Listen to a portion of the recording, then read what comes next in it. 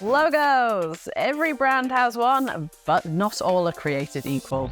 Some are powerful and iconic, while others fail to even grab your attention. But what's going on behind the scenes? What design elements make up a logo? And how do they all come together? In this video, we'll break down the anatomy of a logo and show you all the elements you need to create a finished design. Let's get into it.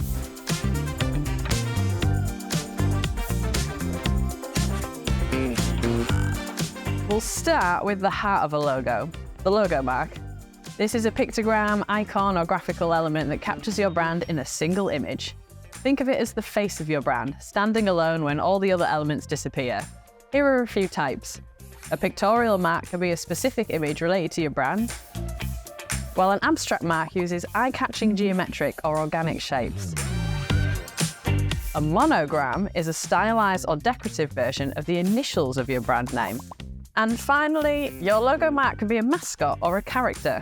Sometimes a mascot can even take on a life of its own and be used in commercials, merchandise, or even video games. Now that you have an idea of how to capture your business in an image, what about showcasing your business's name?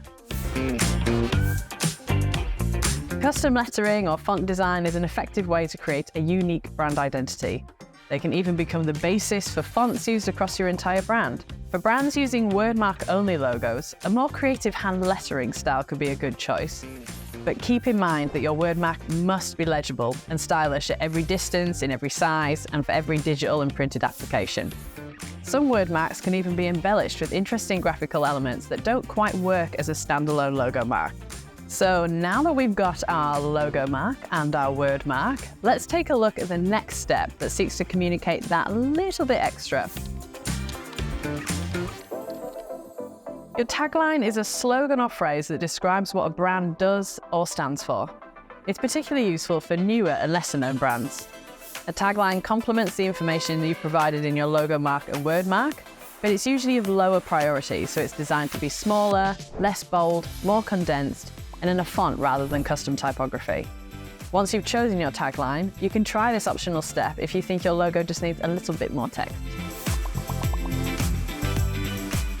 Although not as common nowadays, including an establishment date and location can be a really effective way to communicate trustworthiness, place of origin, or simply give your logo a slightly vintage feel, should that fit your brand strategy. Design-wise, the establishment date and location are even smaller than the tagline and are usually arranged in a very balanced way, with established on the left, date on the right, and location in the middle. So now we have all our core elements, let's take a look at how we can start bringing them together. Framing controls the shape of your logo and it directs the attention towards its most important aspects. The resulting shape can be abstract or based on a physical object, but it should relate to what your brand does and always align with your logo mark. All right, so all of your design elements are looking good, but what's behind them? The empty space around the inside of the logo is known as negative space. There's two kinds, so let's take a look at them. Padding is the space between your logo and other objects, and it stops your design from feeling crowded. Kerning is the negative space between individual letters or characters in your logo. Great kerning makes a logo look really balanced and legible, regardless of its size. Negative space can also be an opportunity to have a little bit of fun by creating some shapes within a logo that relate to your business. So now we have an understanding of each logo element, let's bring them all together. All the elements of your logo must work together to create a cohesive, effective design. And you can look to the 3 C's to help you get there. They are consistency, contrast, and composition. Consistency is all about sticking with your design choices, whether that be your color palette or the thickness of your lines in your typography. Contrast is where you use opposites to draw attention to different aspects of your design, like choosing curved lines in your type, but straight lines in your logo mark. And then when it comes to composition, there are 2 main approaches. Pyramid composition, which arranges the logo mark at the top, word mark in the middle, and tagline underneath. And rectangular composition, which places the logo mark to the left, while the word mark and tagline follow on the right.